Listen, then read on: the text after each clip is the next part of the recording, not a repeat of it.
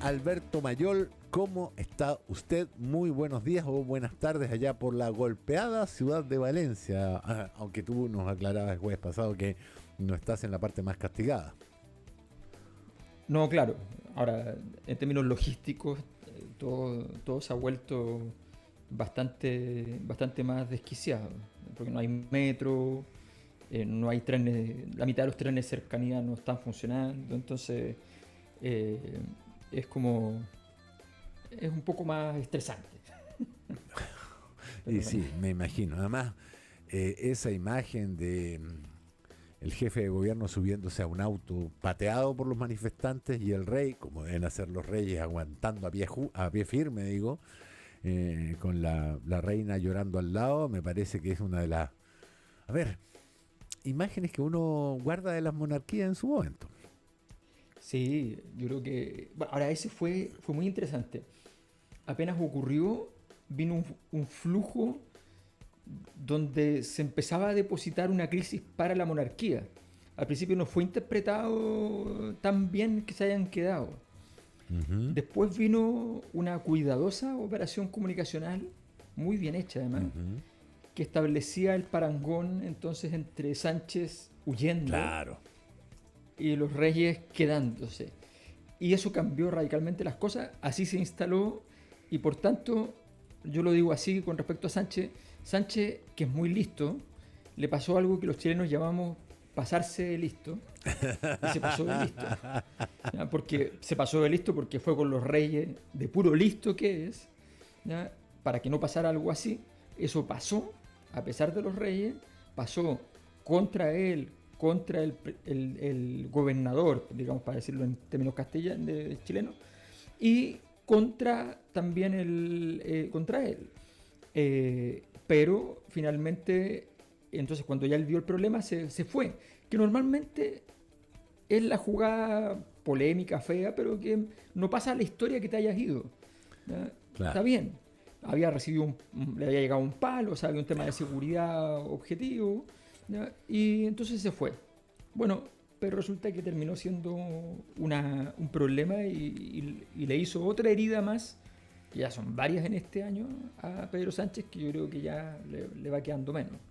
Sí, sí, sí, sí, sí. Yo me acordé de el sitio de Breda, de Arturo Pérez Reverte, un hombre que milita Sí. las fuerzas conservadoras, digámoslo así, dice que nunca la sombra vil vieron del miedo y aunque soberbios son reportados, todos lo sufren en cualquier asalto, solo no sufren que les hablen alto. Refiriéndose a los tercios españoles del 1620 y tanto, pero me Sí. da la impresión de que el rey encarnó perfectamente el personaje cuando tuvo que aguantar y el pasado de lista quedó más bien en lo que nosotros llamaríamos apretar cachete, ¿no? Y Pérez Reverte terminó la jugada, porque Sí, sí lo tú vi. mencionas terminó la jugada en El Hormiguero, que tenía 5 millones de televisores conectados y, bueno, hizo carne eso de que polvo eres y en polvo te convertirás, ¿no? Sí, vi que lo amasó Sí, a Sánchez, sí, no, no, lo mal, pulverizó mal. mal. Muy Sí. bien. Pero, digámoslo, Sánchez no las tiene tan complejas como Kamala Harris, el propio Barack Obama y todo el Partido Demócrata estadounidense que vio cómo se le caía la estantería entera encima.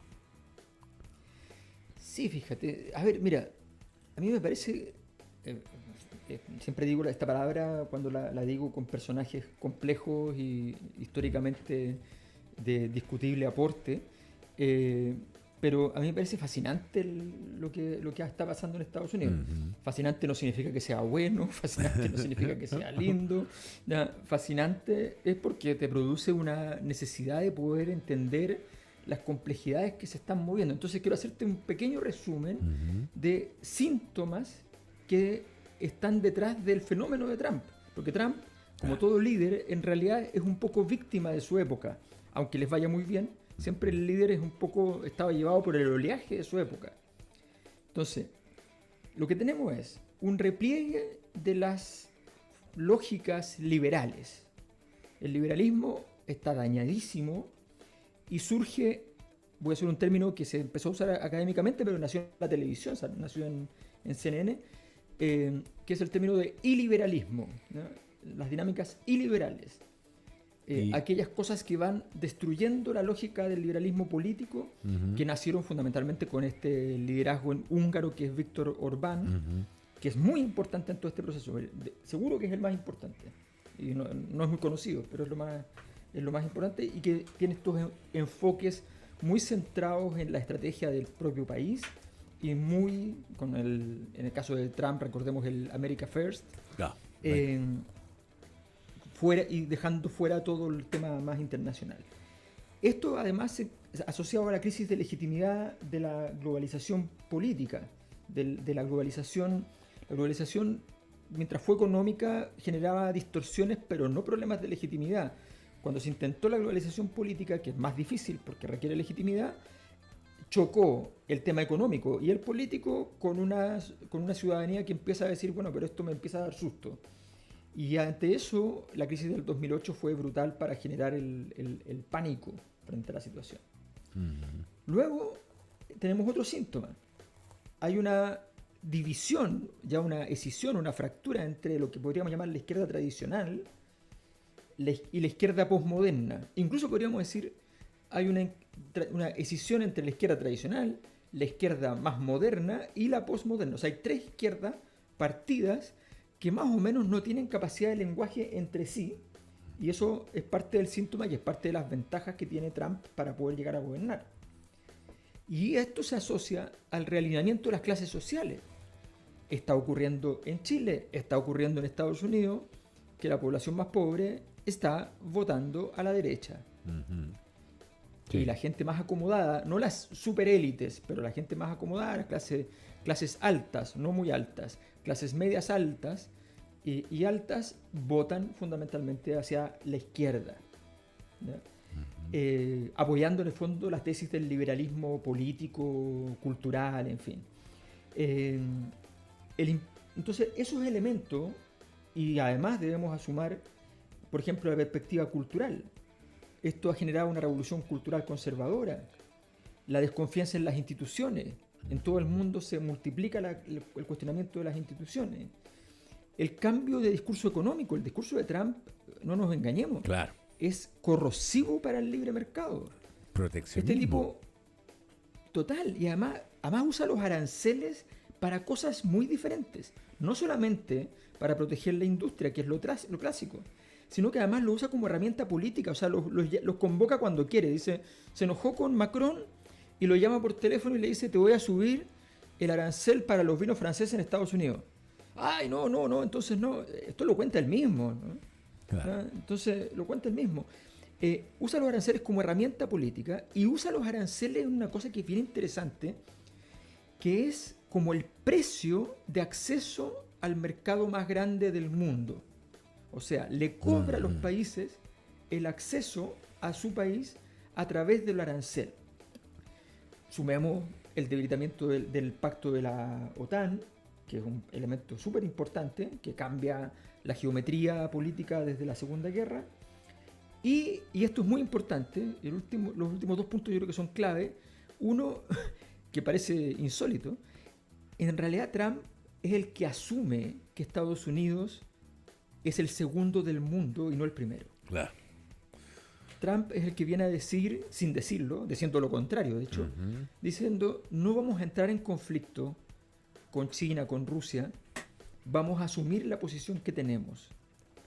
Lo grita como si fuera atacando al mundo, pero no es así.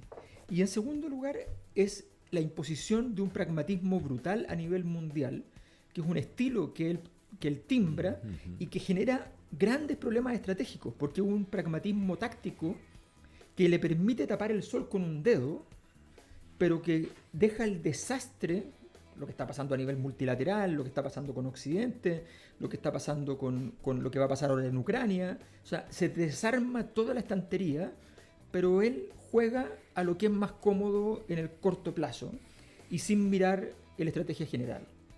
Claro. Hábil en el metro cuadrado, y hablamos de esto cuando conversábamos sobre Sebastián Piñera, me acuerdo. Ahora, El punto es que tiene muchísimo más poder del que tuvo Sebastián Piñera y que tiene unas jugadas de enroques ahí. Porque claro, a ver, una de las cosas que a él le interesa es terminar con, o ha dicho que le interesa terminar con la guerra en Ucrania, y para ello bajaría el nivel de colaboración que tiene, que ha permitido que Ucrania tenga los tanques Leopard, los Abrams, los otros británicos, no me acuerdo, ¿no? Gladiator, creo que son los F-16, los misiles para Javelin, y toda una batería. Y el sistema informático.